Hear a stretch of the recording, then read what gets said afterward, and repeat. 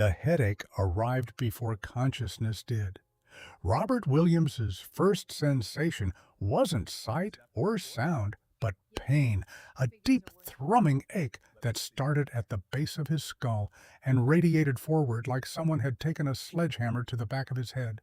His mouth tasted like copper and regret, and his body felt heavy, disconnected, like he'd been awake for 3 days straight, and then dropped from a significant height. He groaned and tried to move, but his limbs protested. Everything hurt. Slowly, awareness crept in. He was lying down. Something soft beneath him. Too soft. His mattress at home was a lumpy disaster he'd bought secondhand 4 years ago, the kind that made his back ache if he slept wrong. This wasn't that. This was the kind of softness that cost money, real money, the kind he'd never had and never would. Robert forced his eyes open. The ceiling above him was white and flawless, interrupted only by the gentle glow of recessed lighting that seemed to emanate from nowhere and everywhere at once. Crown molding traced elegant lines along the edges. A crystal chandelier hung in the center, catching the morning light that filtered through floor-to-ceiling windows to his left. He blinked, then blinked again.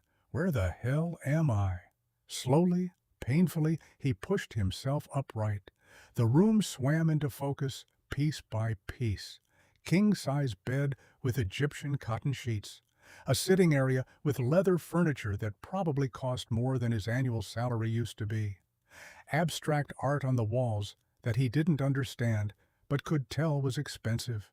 Everything was cream and gold and pristine, the kind of space that existed in a different universe from the one he inhabited. His heart started to hammer in his chest. This is wrong. This is all wrong. Robert looked down at himself. He was still wearing his clothes from yesterday, jeans and a white button-down shirt that had seen better days, his only pair of decent shoes. But the shirt was wrinkled, partially unbuttoned, and there was a stain on the sleeve he didn't remember getting. His jacket was draped over a nearby chair. Then he saw it. On his left hand, fourth finger, sat a ring. Not just any ring, a wedding band, platinum by the look of it, with a subtle brushed finish that caught the light. Simple, elegant, expensive. Robert's breath caught in his throat. He stared at the ring like it was a live snake that had somehow wrapped itself around his finger. His mind raced, grasping for memories that refused to surface. He remembered yesterday afternoon getting laid off from his data analyst position at Stratton Financial after he'd caught his supervisor doctoring quarterly reports. He remembered the sick feeling in his stomach as he'd walked out with his final paycheck, knowing it wouldn't be enough to cover rent and Emma's medication refills. He remembered stopping at a liquor store, buying a bottle of the cheapest whiskey they had, thinking maybe just this once he'd let himself fall apart. After that, nothing, just fragments, flashes of light, music, voices, the sensation of being in a crowded space, but no coherent narrative, no through line that would explain how he'd ended up here, in what was clearly a luxury hotel suite, wearing a wedding ring. "You're awake!" The voice came from across the room, cool, composed, feminine. Not friendly, but not hostile either, just observational, like someone noting a data point in a spreadsheet. Robert's head snapped up, and the movement sent a fresh wave of pain crashing through his skull. He winced, then focused on the source of the voice. A woman sat in one of the leather armchairs near the window, backlit by the morning sun. For a moment she was just a silhouette, but as his eyes adjusted, details emerged. She was beautiful in a way that seemed almost constructed, not artificial, but purposeful, like every element had been carefully considered. Dark hair pulled back in a sleek bun, a face with sharp cheekbones, and eyes that assessed him with the kind of calculation usually reserved for business transactions. She wore a charcoal gray suit that probably cost more than his car, fitted perfectly to a frame that spoke of personal trainers and controlled diets and a life lived with precision. But it was her expression that stopped him cold.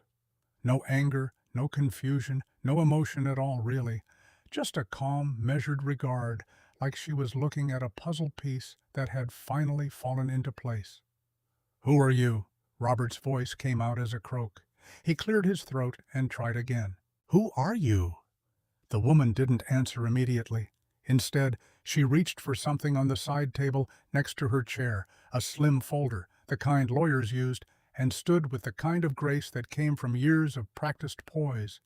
She crossed the room in 4 measured steps and stopped a respectful distance from the bed. "My name is Catherine Hill." Robert's stomach dropped. No, no, no, no. Even someone like him, someone who lived paycheck to paycheck and could barely afford cable, knew that name. Catherine Hill was a fixture in the business world, the CEO of Hill Industries, one of the largest conglomerates in the country. Her company had fingers in everything: real estate, technology, manufacturing, media. She was famous not just for her success, but for her reputation. Ruthless, brilliant, and completely unapproachable. The business magazines called her the Ice Queen of Commerce. Rumor had it she'd never lost a negotiation in her life. And she was standing in front of him, looking at him like he was a contract she'd just signed. "I know you're confused." Catherine's tone was unchanged, measured and calm. "You have questions. That's understandable.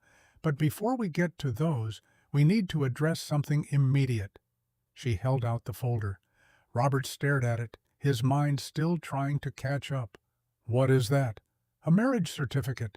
Catherine said it simply, like she was discussing the weather. "Yours and mine. It was filed with the county clerk's office at 11:15 last night. Witnessed, notarized, and completely legal." The room tilted. "What?" Catherine opened the folder and pulled out a document, holding it out to him. Robert took it with shaking hands. The letterhead was official, governmental. His eyes scanned the text, but the words barely registered. Marriage license, state registry, Robert Williams and Catherine Hill. His signature was at the bottom. He recognized the scrawl. It was his, no question, but he had absolutely no memory of signing it.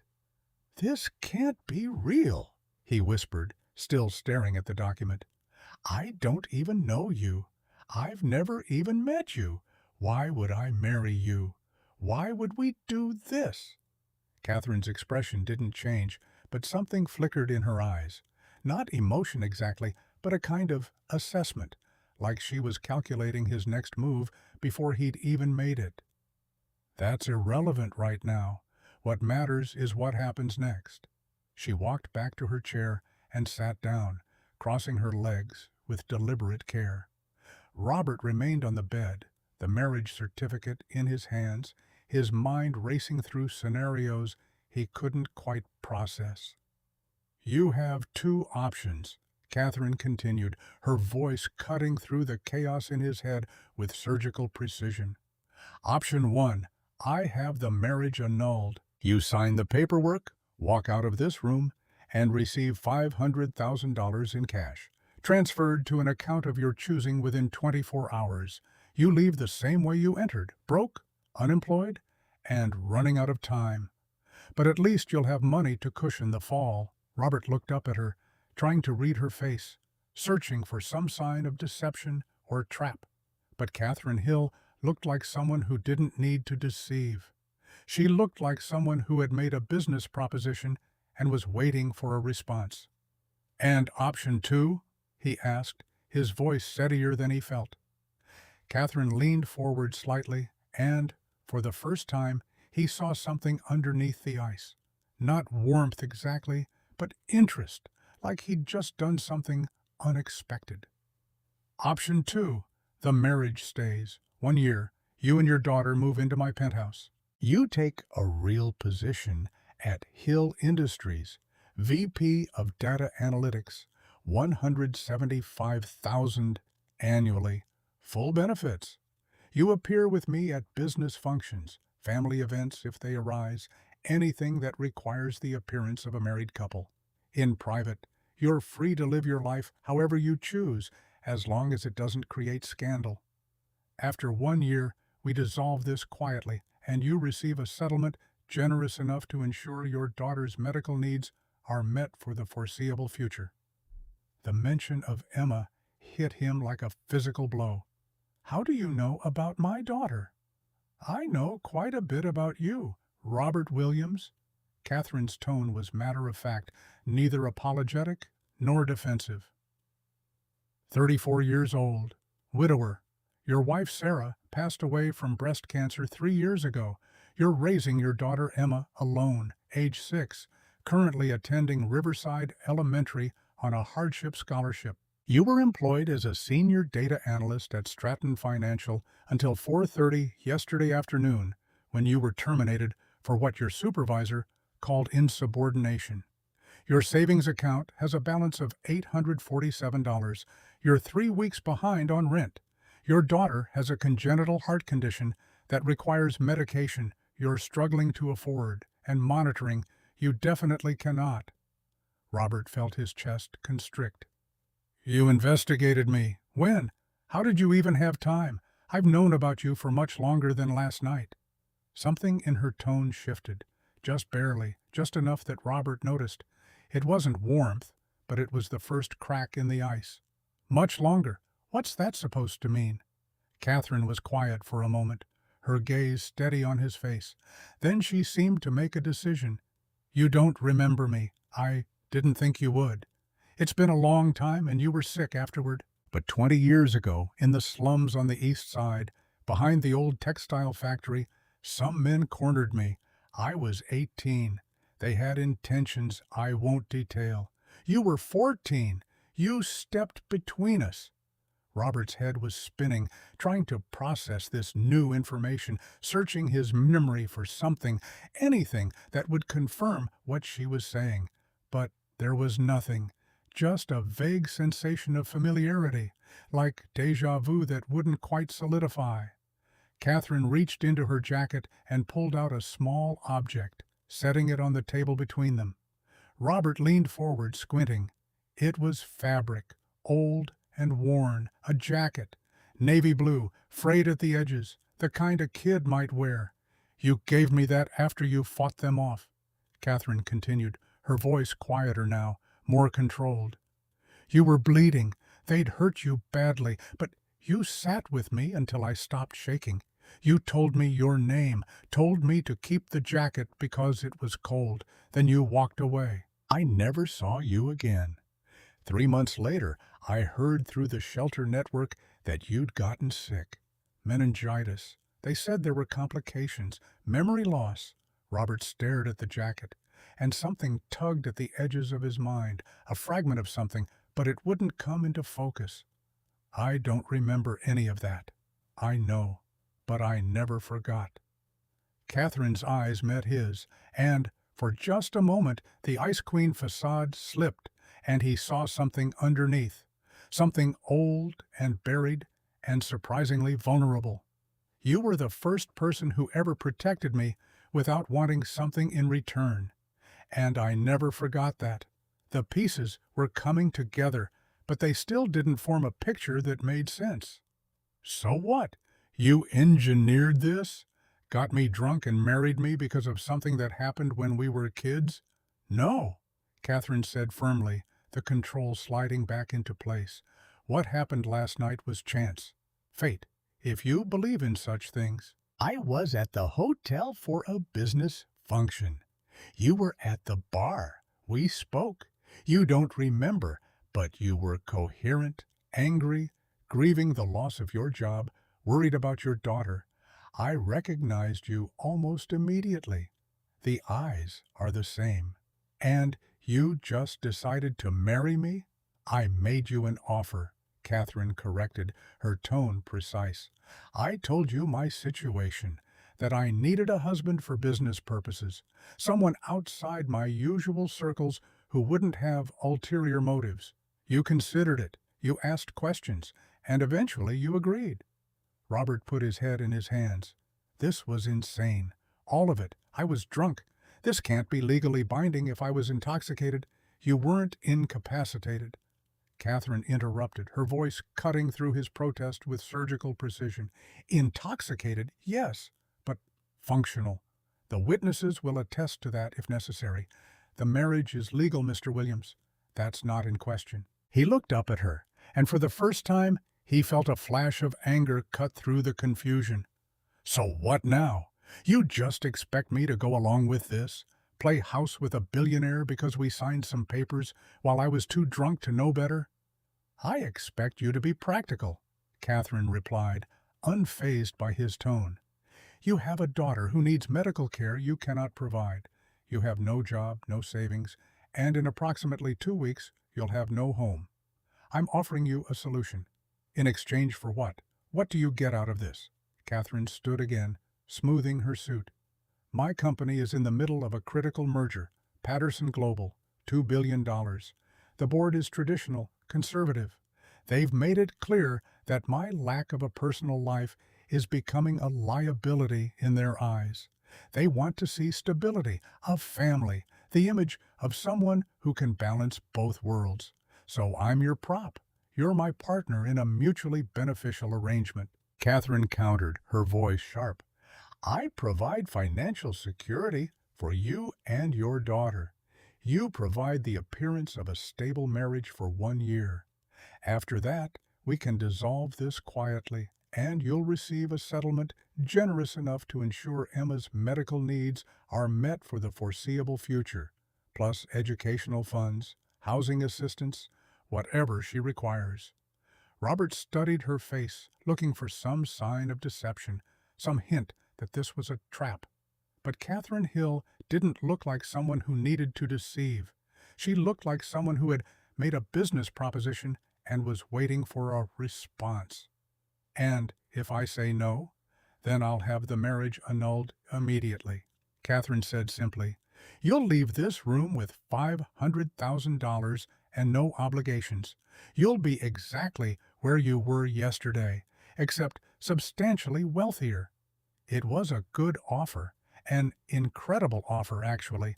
Life-changing money, no strings attached. He could pay off Emma's medical bills, get her the monitoring she needed, find a new apartment, take his time finding the right job instead of taking whatever he could get. But something about it felt wrong. Something about taking money for nothing, for a mistake made while drunk, for signing his name on a document he didn't remember. It felt like selling something he couldn't afford to lose. No, the word came out before he'd fully processed the decision. Catherine's expression shifted, just slightly. Surprise, maybe, or calculation. Excuse me? Robert stood, his legs steadier than he expected. I said no. I don't take money for nothing. And I don't sell my dignity, not for any amount. Mr. Williams, be reasonable. $500,000 could change your life. It could, but it would also teach my daughter that desperation is an excuse to compromise your integrity, and I won't do that. For the first time since he'd woken up, Catherine Hill looked genuinely thrown. Nobody, it seemed, had ever refused her money before. Then what do you want? Robert took a breath, his mind racing through possibilities, through consequences, through the reality of what he was about to propose. You want a husband? Fine, but offer me a job first. Real work, fair pay, something I can actually do, something I can be proud of. Then we talk about the rest. Catherine stared at him for a long moment, her analytical mind clearly working through this new variable. Finally she spoke, and there was something in her voice that hadn't been there before. Something that might have been respect. You're hired, VP of Data Analytics, $175,000 annually, full benefits. You'll report directly to me, and I'll expect results that justify your salary. The marriage stays. 1 year minimum. We'll negotiate terms that satisfy us both. Do we have a deal? Robert extended his hand. One condition. I pay 20% of Emma's medical expenses. I contribute. I don't take handouts. Catherine's lips curved into something that wasn't quite a smile, but was close. 20% agreed. They shook hands, and Robert felt the weight of what he'd just agreed to settle over him like a heavy coat. He'd just committed to a year of his life, to uprooting Emma, to living a lie with a woman he didn't know. But at least he'd done it on his terms. The drive back to his apartment complex took 20 minutes through morning traffic. Catherine had offered her driver, but Robert had refused, taking the subway instead, needing the time to think, to process, to figure out how the hell he was going to explain this to his 6-year-old daughter. The building was on the 4th floor of a structure that had been run down when he'd moved in, and had only gotten worse since. The elevator had been broken for 6 months, so he climbed the stairs, each step feeling heavier than the last. His head still throbbed from the hangover, and his entire body felt like it had been put through a blender. But his mind was clearer now, focused on what came next. He unlocked the door quietly, not wanting to wake Emma if she was still asleep. The apartment was small, a one-bedroom that he'd converted by hanging a curtain to give Emma her own space. The furniture was mismatched, salvaged from thrift stores and curbs, but it was clean. He'd made sure of that. Whatever else he couldn't provide, he could at least give her that. "Daddy?"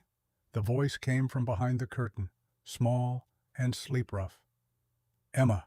Relief and dread washed over him in equal measure. "Hey, Ladybug," he said, pushing the curtain aside. "Did I wake you?" Emma was sitting up in her bed, really just a mattress on the floor with a frame he'd built from pallets. Her dark hair was tangled around her face, and she looked so small, so fragile, even though she hated when he said that. She was wearing her favorite pajamas, the ones with dragons on them, and clutching the stuffed rabbit he'd given her for her 4th birthday. "Mrs. Young said you had to work late." Emma's eyes were sharp, assessing. She'd always been perceptive, too smart for her own good sometimes. "Did you?" Something like that. Robert sat down on the edge of her bed, trying to figure out how to begin. "How are you feeling?" "Okay," she said, but he could see the tightness around her eyes that meant her chest hurt. "Did you really get fired?" He should have known she'd overheard. The walls were thin, and Emma had always been good at picking up things adults tried to hide. "Yeah, Ladybug. I did. Because of that mean man? The supervisor who yelled at the lady?" "Because I did the right thing," Robert corrected gently. "Sometimes the right thing costs something." Emma was quiet for a moment, picking at her blanket. Then, in a small voice, "Are we going to be okay?" It was the question that haunted him every night, the one he didn't have a good answer for. But looking at her now, at the trust in her eyes, at the way she believed in him even when he didn't believe in himself, he made a decision. "Yes," he said firmly, "we're going to be okay. I promise." "How do you know?" Robert thought about the ring on his finger, about Catherine Hill's cold proposition, about the choice that wasn't really a choice at all. "Because I'm going to do whatever it takes, and you're going to trust me. Can you do that?" Emma nodded, reaching out to take his hand. Her grip was small but strong. "I always trust you, Daddy." Those words nearly broke him. He stayed with her for a while, reading her favorite books, making her lunch, pretending that the world outside their small apartment didn't exist. But eventually he had to tell her. Eventually he had to explain that their entire life was about to change. "Ladybug," he said as they sat together on the worn couch, Emma's dinosaur coloring book spread across the coffee table. "I need to talk to you about something important." Emma set down her purple crayon, Sarah's color, and looked at him with those eyes that saw too much. "Okay, my life is changing. New job, good job, really good pay, but it means we'll be moving, living somewhere different for a while. Like a new apartment, sort of, more like a new home, with someone else." Emma's forehead crinkled. "Who?" "Her name is Catherine. She's my new boss, and she's going to be around a lot. We'll be staying at her place. Is she nice?" Robert thought about Catherine's cold composure, her calculated words, the way she'd laid out their arrangement like a business merger. "I think so, but you'll decide for yourself." A knock at the door interrupted them. Robert checked his watch. Right on time. He'd texted Catherine the address, told her to come by at 2 if she wanted to meet Emma before they made this official. He opened the door, and Catherine stood in the hallway, looking completely out of place in the dingy corridor. But she'd changed. Instead of the power suit, she wore dark jeans and a cream sweater, her hair down around her shoulders instead of pulled back in that severe bun. She looked younger somehow, less intimidating, almost normal. "Mr. Williams," she said, then caught herself. "Robert, come in." He stepped aside, and Catherine entered, her eyes quickly scanning the apartment, taking in the worn furniture, the peeling paint, the cramped space. But there was no judgment in her expression, just observation. Emma was standing by the couch, clutching her stuffed rabbit, watching Catherine with the kind of intensity only children could manage. Catherine approached slowly, then did something Robert didn't expect. She crouched down, bringing herself to Emma's eye level, a gesture that seemed both natural and carefully considered. "You must be Emma. I'm Catherine. Your dad's told me a lot about you." Emma tilted her head, studying Catherine with the same analytical gaze her father often wore. "You're really pretty." For the first time since Robert had met her, Catherine looked genuinely surprised. A small, tentative smile crossed her face. "Thank you. You're pretty beautiful yourself. Are you my dad's new boss?" "Something like that," Catherine replied, and Robert appreciated that she wasn't lying, just simplifying. "I was hoping we could be friends, though. Would that be all right?" Emma considered this with the seriousness of a judge. "I have rules for friends."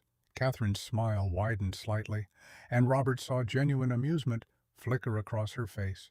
"What kind of rules?" "No lying, no making promises you can't keep. And you have to like purple because that's my mommy's color, and it's the best color." "Those seem like excellent rules," Catherine said seriously. "I can agree to all of them, especially the purple one. It's my favorite color, too." Emma beamed, and, just like that, some invisible barrier dissolved. "Really?" "Really. In fact, when I was your age, I had a purple jacket. Someone very kind gave it to me when I needed it most." Emma's eyes went to her father, then back to Catherine, and Robert could see her making connections, trying to piece together the puzzle of why this woman was here, why her father's energy had shifted. "Do you want to see my coloring?" Emma asked suddenly. "I'm working on dragons. They're hard because you have to make them look scary, but also kind of sad because they're lonely." Catherine settled onto the floor next to Emma without hesitation, her expensive jeans on the threadbare carpet, examining the coloring book with what appeared to be genuine interest. "I'd love to see." Robert watched them from the doorway, this surreal tableau of his daughter and a billionaire CEO sitting on his apartment floor, discussing the emotional complexity of dragon illustrations. Catherine asked questions that made Emma light up, following the elaborate mythology Emma had created for her dragon characters, nodding seriously at explanations about fire breath and treasure hoards. "This one is Violet," Emma explained, pointing to a purple dragon. "She lost her family, but she's learning to be brave anyway. That's a good name." Catherine's voice was softer than Robert had heard it. "Being brave when you're scared is the hardest kind of courage." After about 20 minutes, Emma's energy started to flag. Robert could see it in the way she slowed down, her words coming a little slower, her breathing a little more labored. Catherine noticed, too. He saw her eyes track the change, saw the concern that flashed across her face. "Emma," Catherine said gently, "would it be all right if I talked to your dad for a few minutes? Grown-up stuff? Kind of boring." "That's okay," Emma yawned, already pulling herself back onto the couch, reaching for her favorite blanket. I'm kind of tired anyway. Robert helped her get comfortable, then followed Catherine into the kitchen area. Really just a corner of the room, separated by a half wall, but it offered some semblance of privacy. She's wonderful, Catherine said quietly, her eyes still on Emma. Bright, funny, incredibly perceptive. She's everything. Robert replied simply. Catherine turned to face him, and the softness from earlier was still there, threading through her usual composure. I spoke with Dr. Rebecca Sanchez this morning. She's the leading pediatric cardiologist in the country. I've already had Emma's medical records from the clinic transferred over. Dr. Sanchez reviewed them and wants to see Emma next week for a full evaluation. Robert's throat tightened. You did all that already? I move fast when something matters, Catherine said. Based on what she's seen so far, Emma's condition is stable, but will require close monitoring. In 6 to 8 months, we'll likely need to discuss surgical options. But for now, the focus is on proper medication management and regular checkups every 4 weeks. That's expensive. That's what the benefits package is for, and your 20% contribution, if you insist on maintaining your pride. It's not about pride. It's about teaching her that we contribute to our own lives. Catherine studied him for a long moment. Your wife, Sarah, she taught you that, didn't she? Among other things. Robert felt the familiar ache in his chest, the one that came whenever he thought about Sarah for too long. She believed in dignity, in doing things the right way, even when the wrong way was easier. I would have liked to meet her. She would have liked you. I think she had a thing for people who were tougher on the outside than the inside. Is that what you think I am? I think you built walls so high you forgot what it feels like when someone scales them.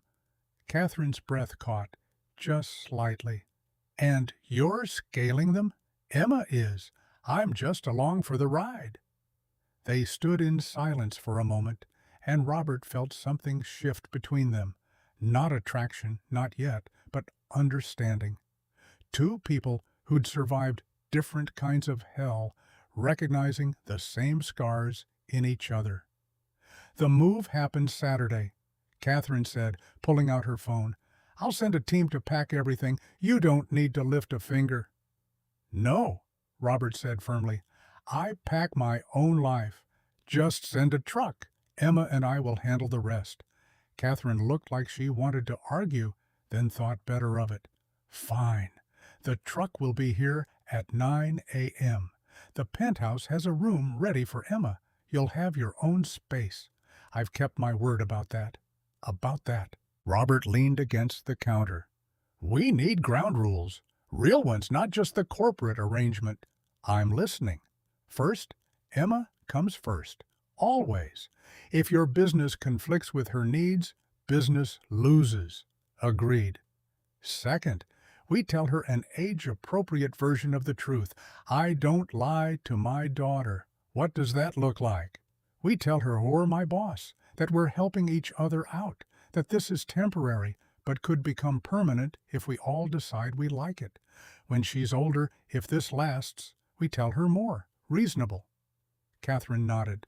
Third rule, you honor Sarah's memory. Emma talks about her mother. She draws pictures of angels watching over us. She needs to know that loving you, if it comes to that, doesn't mean forgetting her mom. Something flickered in Catherine's eyes. Pain, maybe? Or recognition? I would never ask her to forget. Or you. Good, because I won't. I love my wife. I always will. That doesn't mean there's no room for new people, but it means they need to understand they're not replacing anyone. I understand. Catherine's voice was quiet. More than you know. They stood there in the cramped kitchen, two people bound by a contract neither fully understood yet, making promises they hoped they could keep. Before Catherine left, she returned to Emma, who was dozing on the couch. She crouched down again, gently pulling the blanket up around the little girl's shoulders. It was such a simple gesture, so tender, that Robert found himself staring. "She reminds me of someone," Catherine said softly, not looking at him. "Who I was at that age, before I learned to build walls." "You were in foster care," Robert said. "You told me that this morning." "How many homes?" "7, before I ran away at 16. That's why you recognize her drawings. The angels, the purple, the need to believe someone's watching over you. Yes, then you understand why this matters. Why I can't fail her." Catherine stood, and when she looked at him, the Ice Queen was gone. In her place was just a woman who'd survived things she shouldn't have had to. "I won't let you fail her, Robert. I promise." After she left, Robert sat on the edge of Emma's bed, watching her sleep. Her chest rose and fell with each breath, steady but requiring effort. Dr. Sanchez's words echoed in his head. 6 to 8 months until they'd need to discuss surgery. 6 to 8 months of monitoring, of medication, of hoping her small heart could hold out. He thought about Sarah, about her last words before the cancer took her. "Protect our baby. And when you're ready, let yourself be happy again." He'd kept the first promise. He'd die before he broke it. But the second one, that had seemed impossible until today. Robert pulled out his phone and looked at the contact Catherine had added before leaving, her personal number. He typed out a message. "One more rule. When this is over, if it works, we do it right. Real vows, real commitment. Emma deserves to see that love can be built, not just found." The response came 30 seconds later. "Agreed. See you Saturday, Robert." He looked at the ring on his finger, this symbol of a marriage that had started as a drunken mistake and was somehow becoming something more complicated, something that might actually matter. Emma stirred, her eyes fluttering open. "Daddy, is Catherine gone?" "Yeah, Ladybug. She had to go back to work. I like her. She has sad eyes like you did, before you got less sad." "When did I get less sad?" "Today, when you looked at her. Like, maybe it's okay to be happy again." Robert's throat closed. Sometimes he forgot how much his daughter saw, how much she understood despite being only 6 years old. "Would it be okay with you if I tried to be happy?" Emma reached out and took his hand, her grip small but fierce. "Mommy would want that. She told me in my dreams." "What did she say?" "That you're allowed to love people, that love doesn't run out. You just get more." Robert pulled her close, breathing in the scent of her strawberry shampoo, feeling her heartbeat against his chest. Steady, but struggling. "And if I love Catherine someday, if we become a real family, then we'll have more love." "That's good, Daddy. Mommy says that's always good." He held his daughter as she drifted back to sleep and thought about the impossible thing he'd agreed to. 1 year of pretending, of living in a world that wasn't his, of being married to a woman he barely knew. But as he sat there in their cramped apartment, with Emma's steady breathing and Sarah's memory surrounding them like a protective shield, Robert realized something. Maybe pretending wasn't the right word. Maybe what they were doing was building, constructing something new from broken pieces, testing whether two people who'd survived impossible things could create something worth keeping. His phone buzzed one more time. Another message from Catherine. "I kept your jacket all these years, the one you gave me. I'll show it to you Saturday. Maybe it'll help you remember." Robert stared at the message, at this woman who'd held on to a piece of fabric for 20 years because it represented the first time someone had protected her without wanting something in return. And he thought about how he'd refused her money this morning, how he'd demanded a job instead of a handout, how he'd negotiated from a position of dignity even when he had nothing. Maybe that's what she'd been looking for all along, not someone to buy, but someone who couldn't be bought. He typed back, "I may not remember that night, but I'm starting to understand who you are." "See you Saturday, Catherine." Saturday would come soon enough. The truck, the move, the beginning of a year that would either save them or destroy them. But tonight, Robert sat with his daughter in their worn apartment, a ring on his finger and hope in his chest, and for the first time in 3 years he let himself believe that maybe, just maybe, Sarah had been right. Love didn't run out, you just got more. The truck arrived at exactly 9 o'clock Saturday morning, a sleek moving van that looked more like it belonged to a luxury service than a standard relocation company. Robert had spent the previous 2 days sorting through their belongings, deciding what mattered and what could be left behind. Turned out, when you'd lost everything once before, you learned to travel light.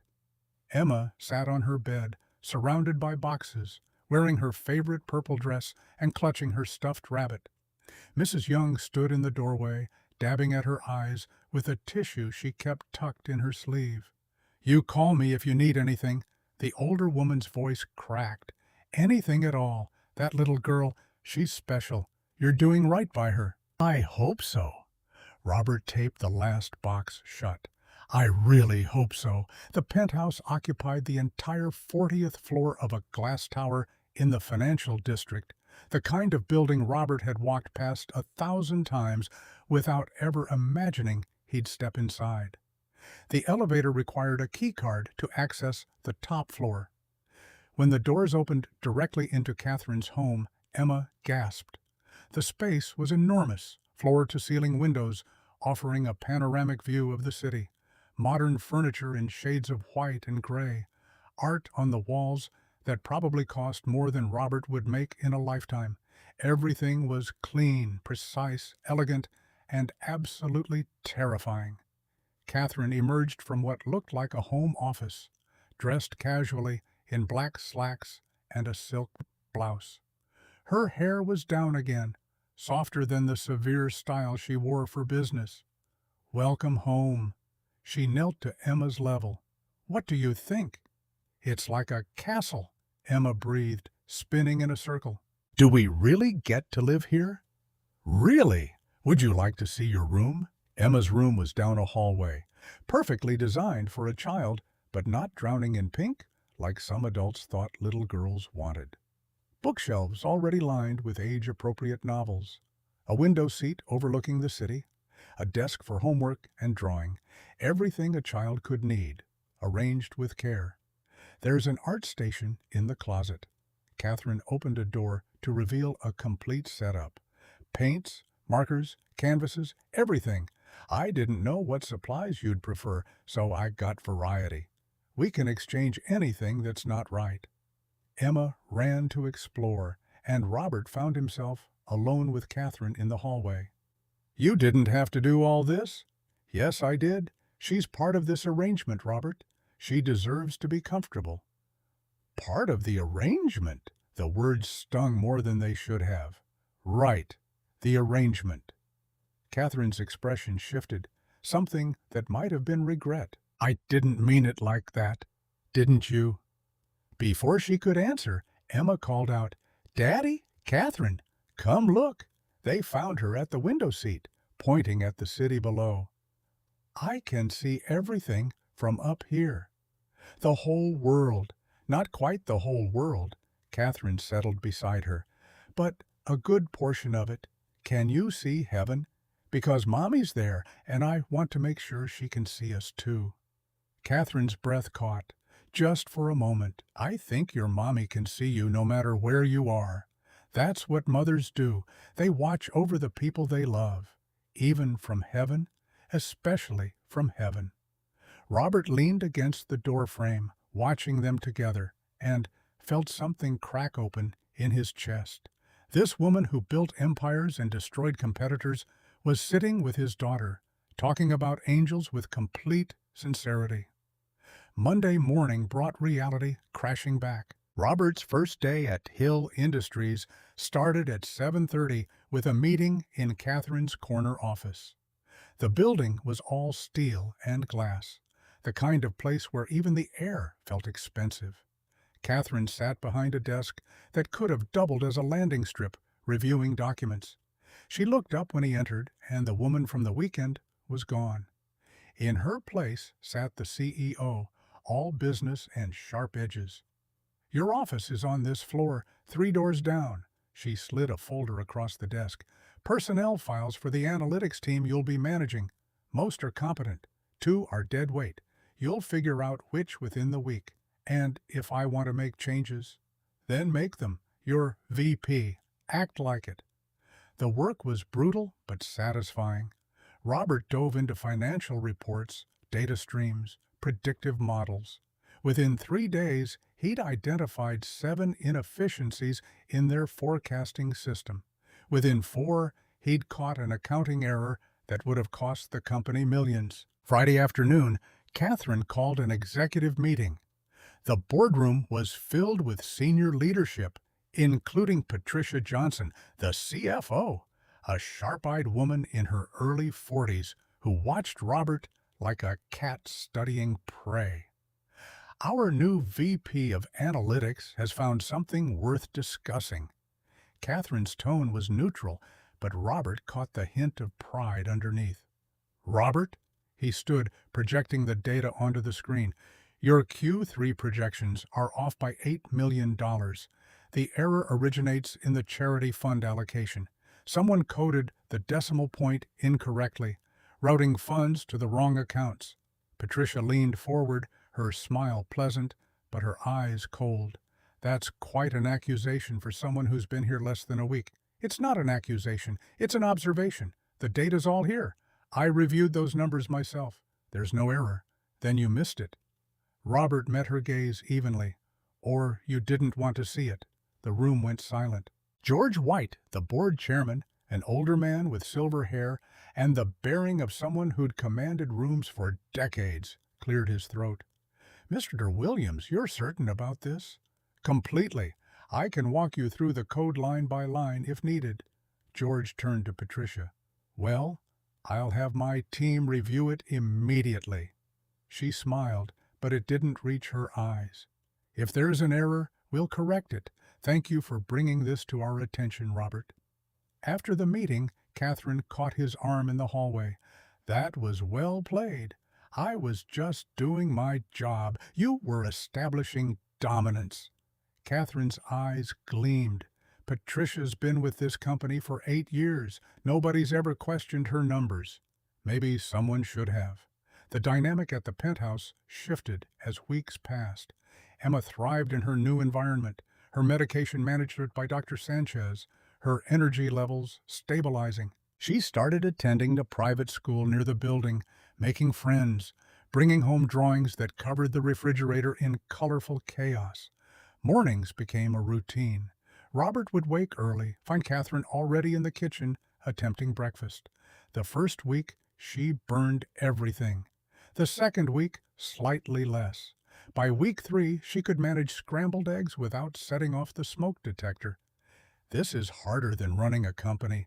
She stared at the pan one Tuesday morning, watching eggs slowly solidify. That's because companies follow predictable patterns. Breakfast requires intuition. I don't have intuition. I have data and strategy. Here.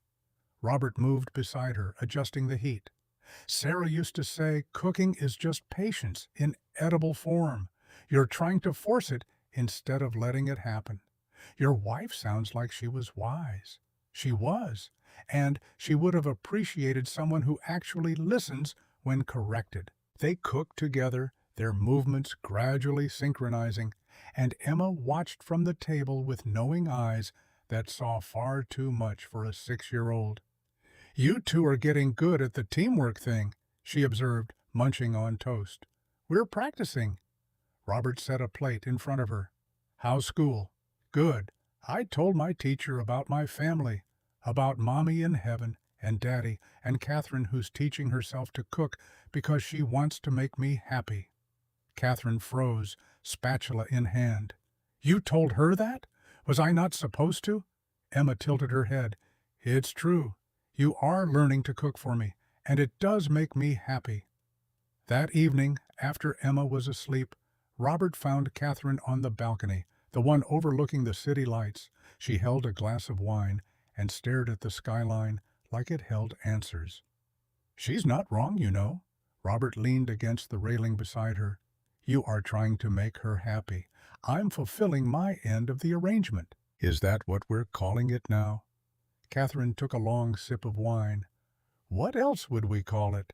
I don't know. Maybe the thing where you spent 4 hours last weekend researching dragon mythology because Emma wanted to know if her drawings were anatomically accurate. That was educational enrichment. Catherine! She turned to face him, and the armor cracked. Fine. I care about her. Is that what you want to hear? I care about that little girl more than I've cared about another human being in 20 years. And it terrifies me because I don't know how to do this without destroying it. You're not going to destroy anything. How can you be sure? I destroy things, Robert. It's what I'm good at. Companies, competitors, anyone who gets too close. Emma's not a competitor, and neither am I. Catherine set down her glass, her hands trembling slightly. What are we then? Robert thought about the question, about the past 3 weeks of synchronized mornings and bedtime stories where Catherine sat in the corner listening with hungry eyes, about the way she'd held Emma's hand at the last doctor's appointment, her grip tight enough to leave marks. We're people learning to be a family, even if we're not sure how. The 4th week brought a shift. Patricia requested a private meeting with Robert, cornering him in his office late Thursday afternoon. I've been reviewing your work. Her smile was sharp enough to draw blood. Very thorough, very impressive for someone with your background. Thank you. Although I do wonder about the timing, getting hired days after marrying the CEO. Some might see that as convenient. Some might. I see it as being qualified for the position. Of course. She perched on the edge of his desk. I'm sure everything is completely legitimate. The marriage, the job, the sudden elevation from unemployed analyst to VP. No questions at all. Is there a point to this conversation, Ms. Johnson? Just friendly advice. Scrutiny comes with the territory at this level. Best to make sure everything can withstand inspection, personal and professional. After she left, Robert sat in the gathering darkness, her words echoing. He pulled out his phone and called Jonathan Wright, the general counsel, a man in his 50s who'd been with Hill Industries since its founding. I need to understand something. Hypothetically, if someone wanted to investigate my background and marriage to Catherine, what would they find? Jonathan's pause was telling. Hypothetically, they'd find an unusual timeline. Termination, financial desperation, marriage within 72 hours. From the outside, it could look questionable. And if they looked deeper, they'd need access to sealed records, medical files, financial statements. That would require board authorization or significant legal overreach. Could Patricia get that authorization? Not alone. She'd need allies. Why are you asking? Just making sure I understand the landscape. Week 5 brought Emma's regular checkup. Dr. Sanchez examined her thoroughly, reviewed the latest scans, adjusted medication dosages. She's stable. The doctor's calm professionalism was reassuring. Heart function is holding steady. Medication is working as intended. We'll continue monitoring every 4 weeks, and in approximately 6 months, we'll reassess whether surgical intervention is necessary. 6 months. Robert felt Catherine's hand find his under the table, her grip solid. And until then, she lives like any other child. School, friends, normal activities, just no extreme exertion. After the appointment, they took Emma to Central Park. She ran ahead, not too fast, but moving freely, chasing pigeons and laughing. Catherine and Robert walked behind, maintaining the careful distance of two people still figuring out their boundaries. 6 months feels like forever and no time at all. Catherine's voice was quiet. Enough time to plan, not enough time to prepare. We'll be ready, whatever she needs. Will we? Because I've been thinking about what happens after. after the year, after this arrangement ends. Do you want it to end?" Catherine stopped walking, turning to face him. "I don't know what I want. I know what I agreed to. 1 year, clean separation, settlement, done. That was before. Before what? Before you learned to make pancakes. Before you memorized the schedule for Emma's medication. Before you started calling this place home instead of the penthouse." Catherine's eyes searched his face. "And you? What changed for you?" "Everything. I came here thinking I'd survive a year of pretending. Now, I'm not sure I want to pretend anymore." The 6th week exploded. Patricia called an emergency board meeting, presenting a dossier she'd compiled on Robert. His termination letter, framed as firing for incompetence rather than whistleblowing. Financial records showing his desperation. The marriage timeline, stark and damning. This appears to be a calculated scheme. She projected the data for all to see. An unemployed man facing eviction suddenly marries our CEO and receives a VP position. I believe this warrants investigation." George studied the documents, his face unreadable. "These are serious allegations, Patricia. What exactly are you proposing?" "A full background review, financial disclosure, verification of credentials. We owe it to our shareholders to ensure this arrangement is legitimate." Catherine sat at the head of the table, her expression carved from ice. "Mr. Williams's credentials speak for themselves. He's identified and corrected multiple errors in our systems, saved the company millions, and earned respect from every team he's worked with, which doesn't address the appearance of impropriety." Patricia's voice was silk over steel. "I'm not questioning his abilities. I'm questioning the circumstances." Robert had been silent through this, watching, waiting. Now he stood, and the room shifted attention to him. "You're right, Ms. Johnson. The circumstances look questionable. I was desperate, broke, terrified my daughter would lose access to medical care. Catherine offered a solution, and I accepted it. But let's be absolutely clear about something." He pulled out his laptop, connecting to the room's display system. "Since you're interested in investigations, let's investigate everyone. Starting with the charity fund discrepancy I flagged week 1. The screen filled with financial data, wire transfers, account numbers. Robert had spent the past 5 weeks following the trail, digging deeper than the simple decimal error. The $8 million wasn't a mistake. It was deliberate. Funds were routed through a shell company in the Cayman Islands. PJ Holdings. Your initials, Ms. Johnson. You've been embezzling from the company charity fund for 26 months. $2.1 million total. The room erupted. Patricia went pale, her composed mask shattering. "That's absurd. Those are accounting errors, nothing more. Errors don't forge signatures." Robert advanced to the next slide. "Your signature, 8 separate wire transfers, all documented, all traceable." George's face had gone stone. "Patricia, is this true?" "Of course not. This is a desperate attempt to deflect scrutiny. Then you won't mind a full forensic audit." Jonathan Wright stood, his legal mind already processing implications. "I'll initiate it immediately." Robert returned to his seat, his heart pounding, but his exterior calm. "You wanted to investigate ethics, Ms. Johnson. Congratulations. You played yourself." The meeting dissolved into chaos. Patricia was suspended pending investigation. 2 board members who'd supported her suddenly found urgent reasons to recuse themselves from discussions. George called for an executive session, excluding everyone except core leadership. Catherine caught Robert in the hallway afterward, pulling him into an empty conference room. "You knew about this week 1? Day 3, actually. The data was obvious once I started looking. Why didn't you tell me?" "Because if I exposed her unprovoked, I'd look vindictive. New hire attacking established CFO, that's a bad look.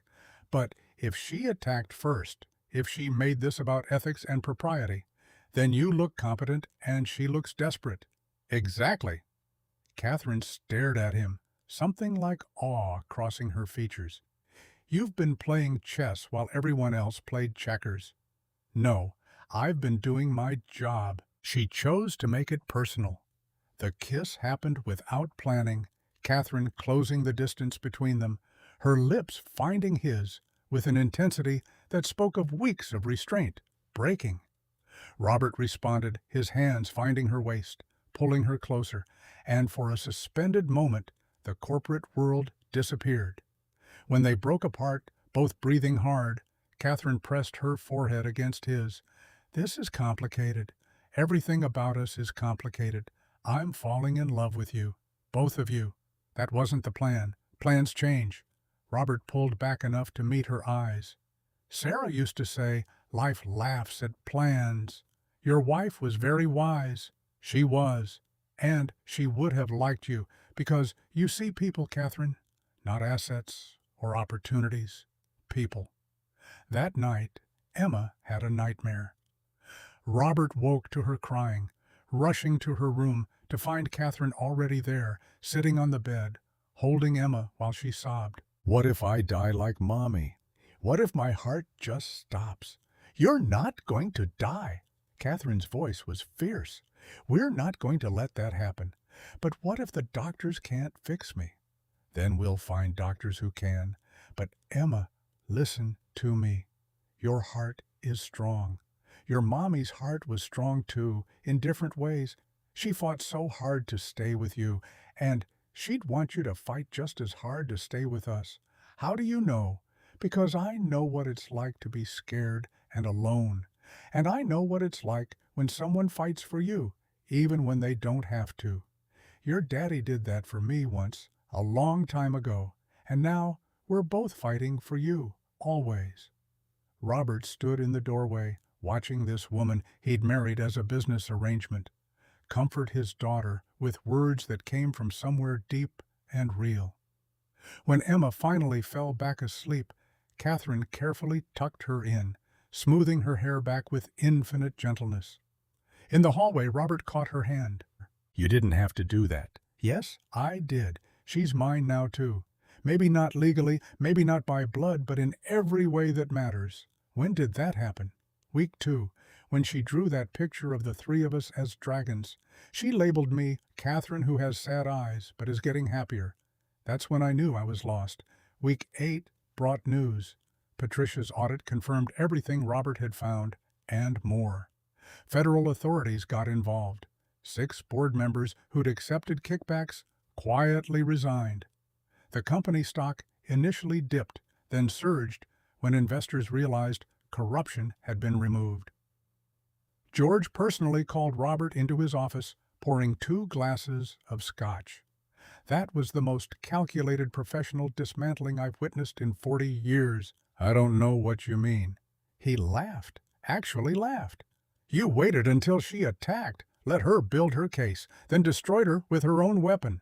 That's not luck, son. That's strategy. I just did my job. Your job? George swirled his scotch. You know, Catherine tried to hire VPs 3 times before you. All of them failed within months. She's brilliant but impossible to work with. Yet, somehow you've lasted 8 weeks and made yourself indispensable. Maybe because I'm not trying to impress her, I'm trying to do good work. Or maybe because you see her as a person, not a position. That Friday they took Emma to soccer tryouts. Dr. Sanchez had cleared her for light activity, nothing extreme, but enough to feel normal. Emma wore her purple cleats, her face serious, as she lined up with other 6-year-old. She's going to be disappointed when she doesn't make the team. Robert watched her attempt to kick the ball, her coordination still developing. She's not trying out to win. Catherine's voice was soft. She's trying out to prove she can. There's a difference. Emma didn't make the competitive team, but she made the recreational league, and when she ran back to them, sweaty and grinning, she threw her arms around Catherine first. I did it. Did you see? I ran the whole field. I saw. You were magnificent. That night, after Emma was asleep, Robert and Catherine sat in the living room, the city lights painting shadows across the walls. Week 8. Catherine traced the rim of her wine glass. 4 more months until we reassess the arrangement. Is that what we're still calling this? What else would we call it? A relationship, a family, something real. Catherine set down her glass. If we make this real, if we commit to this beyond the contract, what happens when it fails? When you realize I'm too damaged, too cold, too much work? Then we deal with it. Robert moved closer. But, Catherine, you're not too damaged. You're just scared. And that's okay. So am I.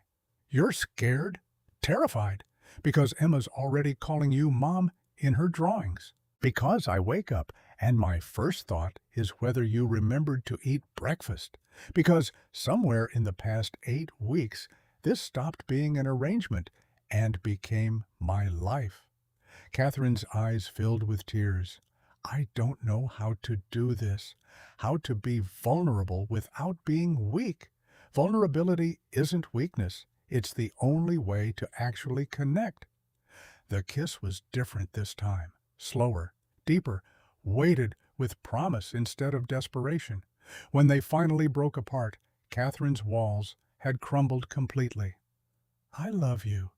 She whispered it like a confession. I love Emma. I love the life we're building, and it scares me more than any boardroom ever has. Love is supposed to be scary. If it's not, you're not doing it right. Is that more wisdom from Sarah? No, that's from me. Because loving you, loving this, it requires courage I didn't know I had. They sat together as the city slowly quieted, two people who'd started as strangers, navigating toward something neither had planned, but both desperately wanted. The arrangement was becoming irrelevant. What mattered now was the choice to keep choosing each other. Sunday morning, Emma burst into their room at 6 a.m., climbing into bed between them with the easy familiarity of a child who knew she belonged. I had a dream about Mommy again. Robert pulled her close. What did she say this time? That I should tell Catherine something important. Catherine opened her eyes, fully awake now. What's that, sweetheart? That it's okay. Emma nestled between them.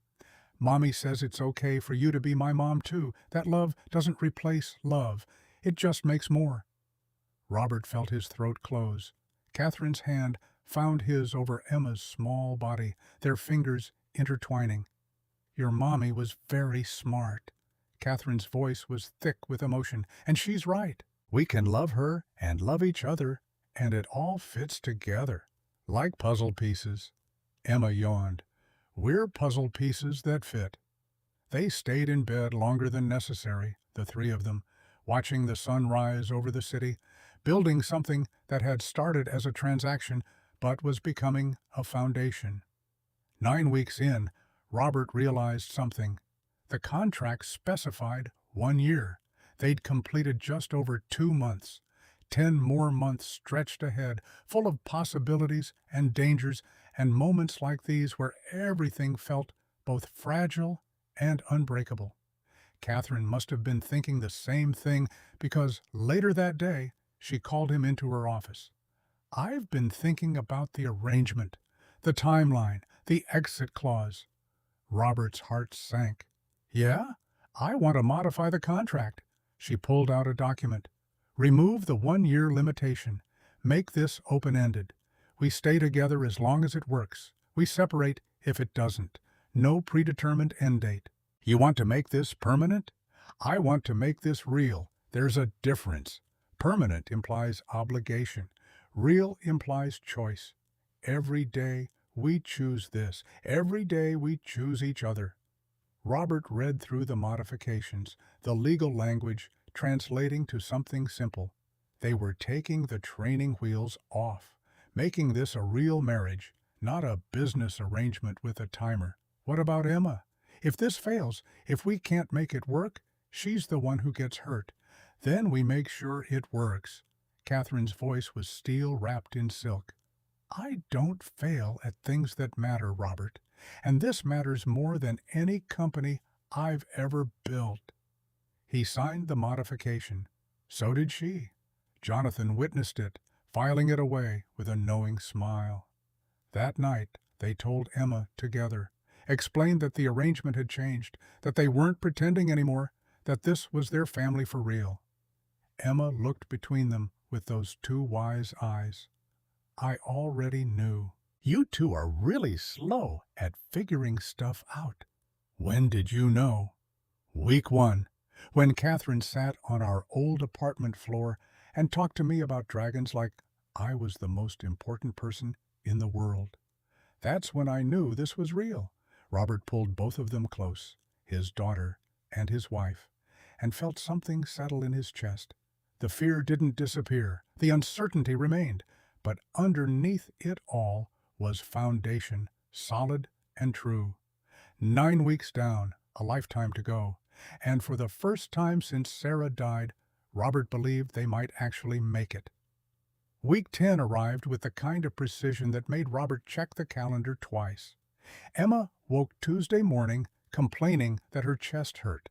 Not the usual discomfort, but something sharper, something that made her gasp when she tried to take deep breaths. By the time they reached the emergency room, her lips had a faint blue tinge that turned Robert's blood to ice. Dr. Sanchez met them in the pediatric wing, her calm professionalism a thin veneer over genuine concern. She ran tests, ordered scans, listened to Emma's heart with the kind of focused attention that meant something had changed. The condition progressed faster than we anticipated. She pulled Robert and Catherine into a consultation room while Emma rested under observation. "What we thought would be 6 months has accelerated. We need to move the surgical timeline up significantly." "How significantly?" Catherine's hand found Robert's, her grip tight enough to hurt. 2 to 3 weeks. Dr. Sanchez pulled up imaging on the screen. "The heart muscle is working too hard to compensate. If we wait, we risk permanent damage or worse. The surgery is her best option now." Robert felt the floor drop away. 3 weeks, not months to prepare, to plan, to build up reserves of courage. 3 weeks. What are the risks? Dr. Sanchez's pause was answer enough. "With Emma's particular anatomy, we're looking at an 85% success rate. The procedure is complex, but manageable. However, there's always risk with cardiac surgery, especially in pediatric cases. 15% chance of complications ranging from minor setbacks to critical outcomes. 15%. Robert heard his voice as if from a distance. 1 in 7. "Those are good odds, Mr. Williams. Among the best we can offer. Tell that to the 1 in 7. Catherine's fingers tightened. "What happens if we don't do the surgery?" "Progressive deterioration. Increasing episodes like this morning. Within 12 to 18 months, cardiac failure. The surgery isn't optional, it's necessary." They sat with Emma in the recovery room while her color slowly returned to normal, medication easing the immediate crisis. She was drowsy but aware, her eyes tracking their faces. "I heard the doctor." Her voice was small but steady. "My heart needs fixing." "How much did you hear, Ladybug?" "Enough. Am I going to die like Mommy?" The question hung in the sanitized air, impossible to answer with certainty, unbearable to answer with honesty. "No." Robert knelt beside her bed, taking her small hand. "You're going to have surgery, and it's going to make you better, strong enough to run without getting tired, to play soccer for real, to do everything you've wanted to do. But what if something goes wrong?" Catherine moved to the other side of the bed, her composure cracking. "Then your daddy and I will be right there. We're not leaving you, Emma, not for 1 second. What if I don't wake up?" The words gutted them both. Robert looked at Catherine across their daughter's bed and saw his own terror reflected back. "You will." Catherine's voice was fierce despite the tears streaming down her face. "Because we need you. Because you're the best thing that's ever happened to either of us. Because this family doesn't work without you. Promise? Neither of them could promise. Not honestly. But they did anyway. The lie, a gift of love. We promise. Emma fell asleep holding both their hands, and Robert and Catherine sat in the dim hospital room, united by fear and helplessness.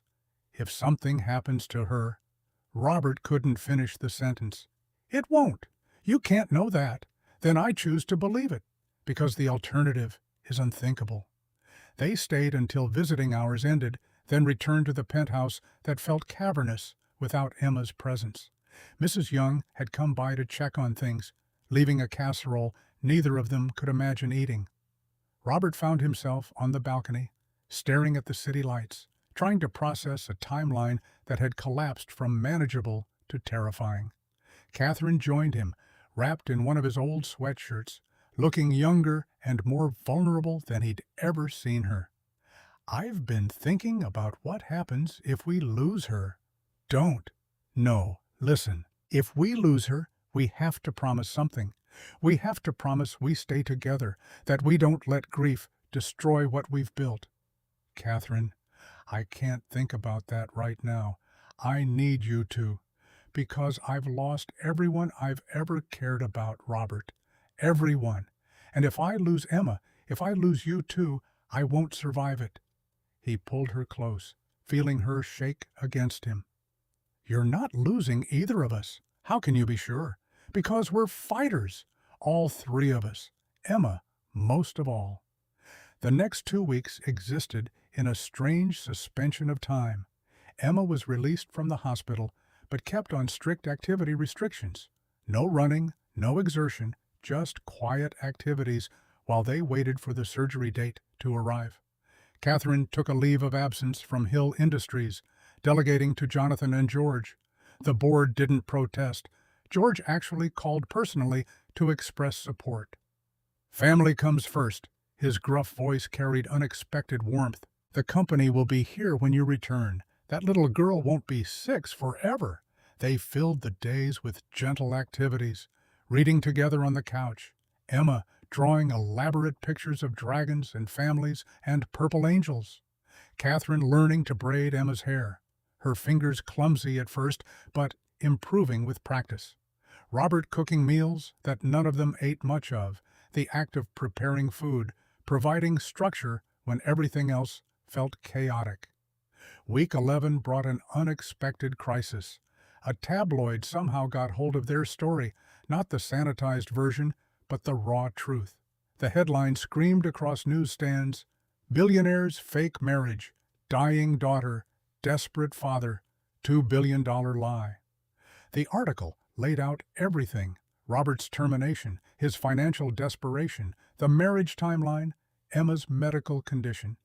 It painted him as a gold digger, Catherine as a fool, Emma as leverage in an elaborate con. Robert found out when Emma came home from school, crying, a classmate's parent having shown the article to their child, who'd promptly shared it with the entire second grade. "Kids are saying we're fake," she sobbed into Robert's chest.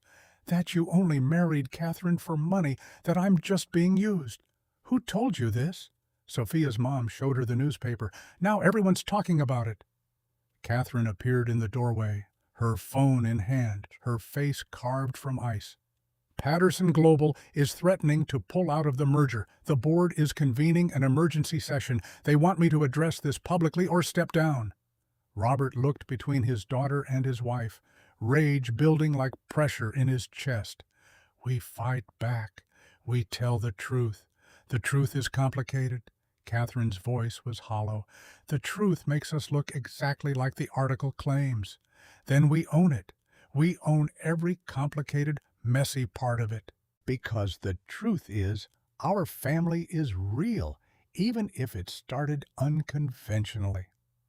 The board met Thursday afternoon in Hill Industries' main conference room. Every member present, including several Robert had never met, investors and stakeholders who'd appeared specifically for this crisis. George presided, his expression neutral. "Catherine, the board needs clarity. These allegations, if true, could undermine shareholder confidence and kill the Patterson deal. We need to understand what actually happened. Before Catherine could respond, Robert stood. May I address the board? Mr. Williams, this doesn't concern you directly, doesn't it? I'm the one being accused. I think I've earned the right to speak. George considered, then nodded. Proceed. Robert moved to the front of the room, standing beside Catherine, presenting a united front. Everything in that article is factually accurate. I was unemployed, broke, and desperate when I married Catherine. The timeline is correct. The financial situation is correct. From the outside, it looks exactly like what they're claiming. Murmurs rippled through the room. One board member, a silver-haired woman named Linda Brown, leaned forward. So you're confirming this was a transaction? I'm confirming it started as one, but here's what the article doesn't mention. Here's what nobody outside our family knows. He pulled out his laptop, connecting to the room's display system. For the past 11 weeks, I've worked for this company, not as Catherine's husband, but as VP of Analytics. Let me show you what I've accomplished in that time. The screen filled with data, error corrections that had saved millions, efficiency improvements that had streamlined operations, the Patricia Johnson fraud case that had led to criminal charges and board reforms. I didn't marry my way into competence. I earned my position through work that speaks for itself. Ask anyone on my team. Ask the departments I've collaborated with. Ask the stakeholders whose returns improved because of the changes I implemented. That's not the point. Linda's voice was sharp. The point is the appearance of impropriety. You're right. Appearances matter. So let's talk about appearances versus reality. Robert advanced to the next slide, showing a photo. This is my daughter, Emma, 6 years old, born with a congenital heart defect. She needs surgery in 8 days, surgery that will either save her life or end it. Those are the stakes. He looked directly at Linda. Yes, I married Catherine because I was desperate, because my daughter was dying and I'd exhausted every other option. But what the article calls a scheme, I call a father doing whatever it takes to protect his child. And if you want to call that gold digging, fine. I'll own it, because my daughter's life is worth more than my pride. The room went silent. Robert felt Catherine's hand on his arm, steadying him. But here's what changed. What started as desperation became something real. Catherine didn't just give us financial security. She gave Emma a mother. She learned to cook breakfast because she wanted to make our daughter smile. She memorized medication schedules and doctor's appointments. She sits up at night when Emma has nightmares, holding her and promising everything will be okay. He turned to Catherine, his voice softening. And she gave me permission to love again, to believe that honoring my first wife's memory doesn't mean closing myself off to new people. That family can be built, not just born into. So yes, our marriage started as an arrangement, but it's become the most real thing in my life. And if this board wants to destroy that because it looks bad on paper, then you'll have my resignation within the hour. But you won't have Catherine's integrity questioned for doing something decent in a world that usually rewards cruelty. He sat down, heart pounding, unsure if he'd just saved them or destroyed everything. George cleared his throat. Anyone else wish to speak? I do. Catherine stood, her voice steady, but her hands trembling. Everything Robert said is true. I offered him a business arrangement because I needed to satisfy this board's archaic requirements for leadership. You wanted me married, settled, showing family values. So I found someone I trusted. But what I found was more than I bargained for. I found a man who refuses money if it compromises his dignity, who exposes corruption even when it's dangerous to do so, who puts his daughter before everything, including his own comfort and safety. She looked around the room, meeting each board member's eyes. I've built this company over 15 years. I've increased shareholder value by 400%. I've never lost a major negotiation, but I would give it all up, every dollar, every achievement, to keep this family intact. So if you want my resignation, you can have it. But understand what you're choosing. You're choosing appearances over substance, performance over character. And that's a company I no longer want to lead. The silence stretched, heavy with consequence. Then Jonathan Wright stood. I've worked with Catherine Hill since she founded this company. I've watched her navigate hostile takeovers, market crashes, and board rebellions, but I've never seen her as effective as she's been these past 11 weeks. He pulled out his own data. Productivity is up 18%. Employee satisfaction scores are the highest on record. Robert Williams's analytics department has become the most requested transfer destination in the company. Whatever is happening in her personal life is making her better at her job, not worse. Linda shifted uncomfortably. That's not the point. Then what is the point? Jonathan's voice was sharp. Because from where I'm sitting, the point should be results. And the results are undeniable. George called for a vote. All in favor of requesting Catherine's resignation. Raise your hand. 3 hands rose. Linda and 2 others. All opposed? 8 hands, including George's. The motion fails. George's voice carried finality. Catherine retains her position with full board support. As for the Patterson merger, I'll contact their CEO personally. If they want to base business decisions on tabloid journalism, they're not partners worth having. After the meeting, Robert and Catherine sat in her office, the adrenaline crash leaving them both shaky. You would have resigned. Robert's voice held wonder. You would have actually walked away. For you and Emma? In a heartbeat. That's the moment I knew. Knew what? That this isn't just real for me. It's everything. Catherine crossed to him, cupping his face in her hands. When Emma gets through this surgery, when she's healthy and strong, I want to do this right. Real vows, real commitment. Not because of a contract, but because I choose you. Every day. Always. The kiss tasted like salt and promise, desperate and hopeful in equal measure. The next morning brought unexpected support. George released a statement praising Robert's work and defending Catherine's leadership. Patterson Global called to confirm the merger was proceeding. Stock prices actually rose as investors responded to the narrative of competence over scandal. But the real surprise came when Emma's school principal called. Several parents had complained about the article, demanding Emma be removed from class. But the teacher, Miss Michelle Martin, had started a petition in support.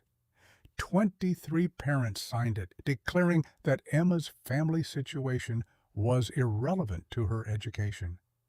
Your daughter is one of the kindest, most empathetic children I've taught. Miss Martin's voice was firm over speakerphone. How her family formed doesn't change that. She's welcome in my classroom as long as she wants to be here. Emma cried when they told her, relief and gratitude mixing. I thought everyone would hate us. Some people might. Catherine held her close. But the people who matter see the truth. They see that we're a family, regardless of how we started. Surgery was scheduled for the following Tuesday at 6:30 in the morning. Dr. Sanchez walked them through the procedure one final time, explaining in careful detail what would happen, how long it would take, what recovery would look like. We'll make an incision here. She pointed to diagrams. Access the heart directly, repair the defective valve, and reinforce the muscle wall. The operation takes approximately 4 to 6 hours depending on what we find.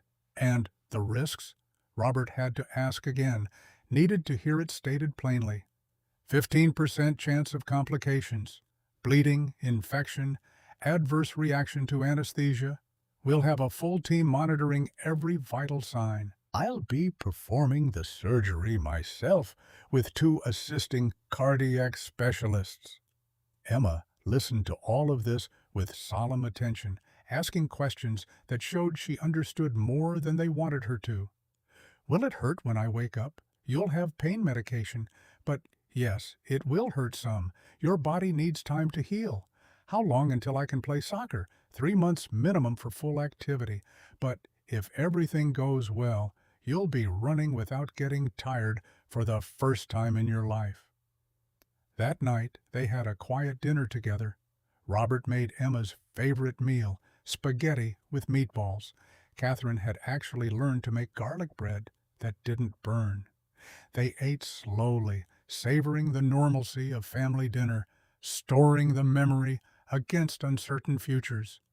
After Emma was in bed, Robert found Catherine in their room, sitting on the edge of the bed with a box in her lap. "What's that?" She opened it, revealing a worn navy jacket. "Your jacket. The one you gave me 20 years ago. I've kept it all this time." Robert took it, the fabric soft with age, and suddenly a fragment of memory surfaced. Not complete, not detailed, but enough. A girl, scared and shaking. His own younger self, angry at the world, but unable to walk away from someone who needed help. I remember, not all of it, but pieces, the feeling of it. You told me your name that night, made me promise to use it if I ever needed help. I never did, not until I saw you in that hotel bar and recognized those eyes. So you've been planning this for 20 years? No, I've been hoping for 20 years that if we met again, you'd be the same person who protected a stranger without wanting anything in return. And you were. They held each other in the darkness, the jacket between them, a bridge across 2 decades and a million differences. Monday night, Emma couldn't sleep. She came into their room at 2 in the morning, climbing into bed between them without asking permission. "I'm scared." Robert pulled her close. "Me too, Ladybug. What if this is our last night together?" Catherine's voice was fierce in the darkness. "Then we make it count. We stay right here, the 3 of us, until morning. And we remember that love doesn't end, Emma. Your mommy proved that. She's been gone 3 years, but you still love her, still talk to her, still feel her watching over you. But what if I don't wake up? What if you two are sad forever? Then we'll be sad together." Robert felt tears on his face. "But we'll also remember you, your laugh, your drawings, your obsession with purple dragons. You'll live in us, Emma, the way Mommy lives in me. Promise me something." Emma's voice was small, but determined. "Anything. Promise if I don't wake up, you stay together, you and Catherine. Don't let losing me break you apart." The request shattered them both. Catherine was crying openly now, holding Emma like she could prevent the universe from taking her. "We promise, but you are going to wake up. You're going to wake up and tell us about whatever weird dreams the anesthesia gives you. And then you're going to recover and get strong and run faster than any of those soccer kids. You really think so? I know so, because you're the bravest person I've ever met." They stayed awake together until dawn, talking about everything and nothing. Emma told them about the purple dragon in her dreams who was actually Mommy Sarah in disguise. Catherine shared stories from her childhood in foster care, making Emma laugh with descriptions of disaster attempts at cooking.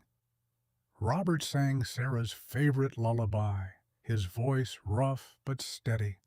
When the alarm went off at 4:30, none of them had slept. They got ready in exhausted silence, Emma changing into the hospital gown Dr. Sanchez had sent home, purple naturally. The pre-op area was cold and clinical. Nurses came and went, checking vitals, administering preliminary medications. Emma was calm, eerily so, holding both their hands and making them promise to be there when she woke. Dr. Sanchez appeared in surgical scrubs, her confidence a lifeline. "Ready, Emma?" As ready as I'll ever be. That's my girl. You're going to do great. I'll see you in a few hours. The moment came too fast and too slow simultaneously. Emma was wheeled toward the surgical suite, Robert and Catherine walking alongside until they reached the doors marked "Authorized Personnel Only." "This is where we stop." The nurse's voice was kind but firm. Emma looked up at them, and Robert saw Sarah in her eyes, that same fierce determination wrapped in fragility. "I love you, Daddy. I love you, Catherine. If I see Mommy, I'll tell her you're taking good care of each other." Catherine's composure shattered completely. "We love you so much, sweetheart, more than anything in this world." Then the doors closed, and she was gone. The waiting room became their world. Robert paced, unable to sit, his mind running through worst-case scenarios he couldn't control. Catherine sat rigid in a chair, her hands clasped so tightly her knuckles went white. An hour passed, then two. A nurse came out to update them. Surgery progressing normally, all vitals stable. 3 hours. Robert's legs gave out, and he finally sat, Catherine immediately moving to sit beside him, their hands finding each other. "I can't lose her." His voice broke. "I already lost Sarah. I can't lose Emma too. You won't. We won't. How can you be sure? Because the alternative is unthinkable, and I refuse to think it." 4 hours. No update. The silence stretched, each minute an eternity. Robert found himself praying, something he hadn't done since Sarah's funeral. Not to any specific deity, just to the universe, to fate, to whatever force controlled these impossible moments. He prayed for Emma's strength, for Dr. Sanchez's skill, for mercy. Catherine leaned against him, and he felt her lips moving, realized she was praying too. "What are you saying? That if there's anyone listening, they can take anything from me? The company, the money, everything I've built. Just let her live. Let her wake up and be okay." 4 hours and 17 minutes after Emma went into surgery, Dr. Sanchez appeared in the waiting room doorway. Her scrubs were clean. No blood, which Robert took as a good sign. Her face was neutral, professional, impossible to read. Robert stood, Catherine beside him, both holding their breath. "She's out. The surgery went perfectly. We repaired the valve and reinforced the muscle wall. Everything took well. She's stable in recovery." The relief was so intense, it was almost painful. Robert felt his knees buckle, Catherine catching him, both of them holding each other upright. "She's okay? She's more than okay. Doctor—" Sanchez smiled, the first genuine emotion she'd shown. "When she heals, she's going to have a completely normal life. No restrictions, no limitations. She can run, play, do everything other children do. When can we see her? She's still waking from anesthesia. Give it 30 minutes, then you can go to recovery." Those 30 minutes felt longer than the surgery. They sat together, hands linked, not talking, just breathing through the relief and residual terror. When they were finally allowed into recovery, Emma was in a small room surrounded by monitors, tubes, and wires attached to her small body. But her eyes were open, and when she saw them, she smiled. "Hi." Her voice was scratchy from the breathing tube. "Did I get weird dreams?" Robert laughed, the sound cracking with emotion. "Did you? I dreamed Mommy was holding my hand during the surgery." She was smiling. "Said to tell you both she's proud of how you love each other." Catherine pressed her face into Emma's hand, crying openly. "Your Mommy is very wise." "I know." Emma's eyes were already drifting closed again. "Is it over? Am I fixed?" "You're fixed." Robert smoothed her hair back. "You're going to be so strong, Ladybug." "Good," she murmured, sleep pulling her under, because I want to beat Sophia at the 50-yard dash. She's been bragging all year. They sat with her through recovery, through the transfer to a regular room, through the first difficult hours when pain medication wore thin and Emma cried from discomfort. They took shifts, one sleeping while the other kept vigil, a rhythm born of necessity and love. 3 days post-surgery, Emma took her first steps. Slow, painful, but independent. Dr. Sanchez declared the healing process right on track, barring complications. A week later, Emma was discharged. The ride home felt surreal, this child who'd been on the edge of death, now chattering about what she wanted for dinner, about the homework she'd missed, about when she could start physical therapy. The penthouse welcomed them back, Mrs. Young having stocked the kitchen and left flowers on every surface. Emma settled onto the couch with her favorite blanket, looking small but infinitely more alive than she had 2 weeks ago. That night, after Emma was asleep, Robert and Catherine stood on the balcony where they'd stood so many times before, the city lights painting familiar patterns. 20 months from now, we should do this again. Do what? Get married, for real this time. Robert pulled a small box from his pocket. I bought this 3 weeks ago, before the surgery, before the tabloid, because regardless of how this started, I want to choose you every day for the rest of my life. The ring was simple, elegant, nothing ostentatious. A single diamond set in platinum, the kind of ring that spoke of commitment rather than display. Catherine took it with shaking hands. We're already married, legally, but not in the way that matters. I want vows we write ourselves. Witnesses who love us. Emma in a purple dress walking down the aisle. I want to marry you the way Sarah and I got married, with intention and hope and absolute certainty. Her answer came in the form of a kiss, deep and lasting and full of promise. When they broke apart, the ring was on her finger, catching the city lights. Yes, 1,000 times, yes. They planned the ceremony for 20 months later, giving Emma time to heal completely, giving themselves time to build on foundation they'd laid. George agreed to officiate, having become Emma's unofficial grandfather figure. Mrs. Young cried happy tears when asked to be part of the celebration. The months that followed were a study in ordinary miracles. Emma's strength returned gradually, physical therapy transforming her from fragile to fierce. 3 months post-surgery, Dr. Sanchez cleared her for full activity. 6 months later, Emma joined the competitive soccer league and scored the winning goal in her first game. Robert continued at Hill Industries, eventually accepting the CFO position after Patricia's conviction.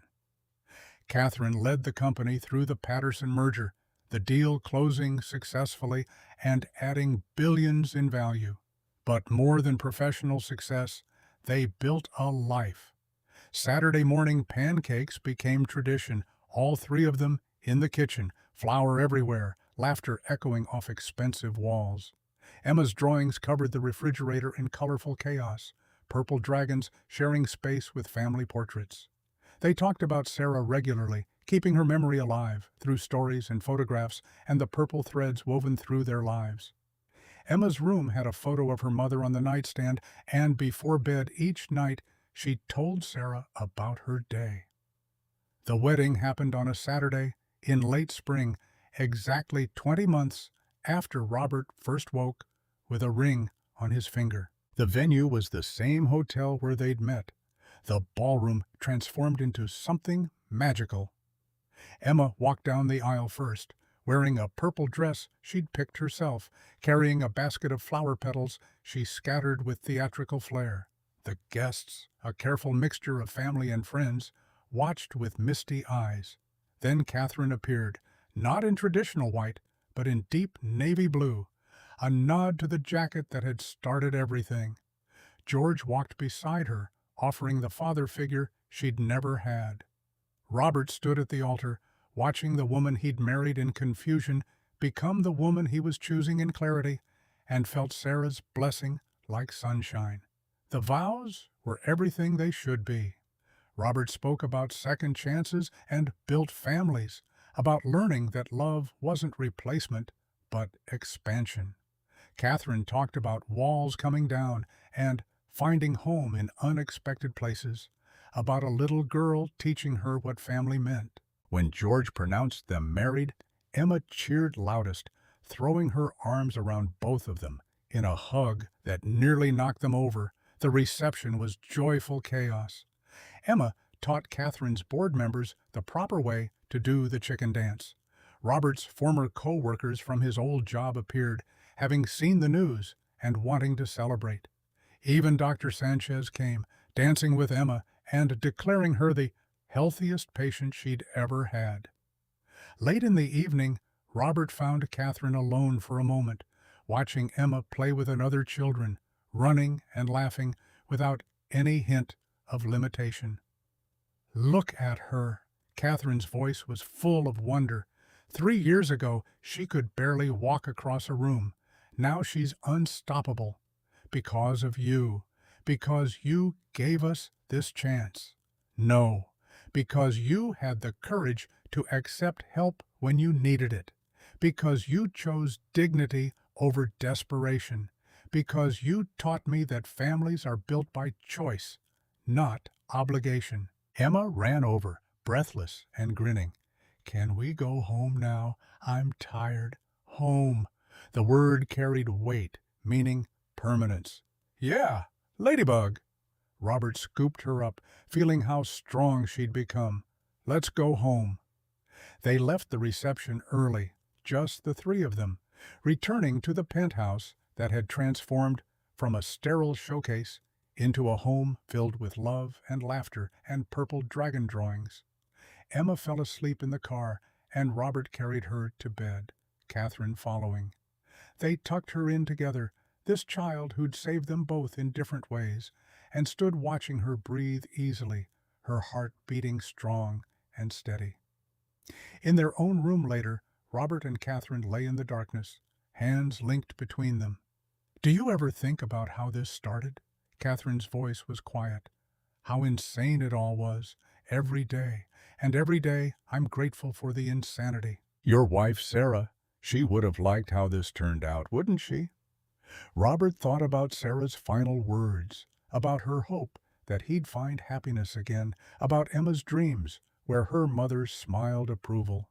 "Yeah, she would have loved you, because you see us, Catherine. You see Emma as a person, not a sick kid. You see me as a partner, not a charity case. Sarah always said the greatest gift is being truly seen. I do see you, both of you.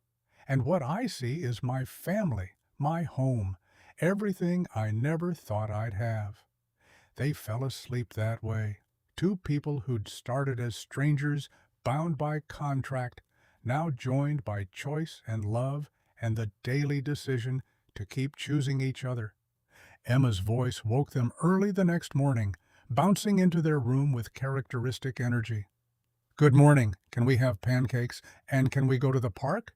And also, I need to tell you something important." "What's that, sweetheart?" "I had another dream about Mommy last night." Robert sat up, fully awake now. What did she say? She said, "Thank you for loving me, for loving each other, for building the family she always wanted me to have. She said to tell you she's happy, and we're allowed to be happy too." Catherine pulled Emma into a hug, and Robert joined them.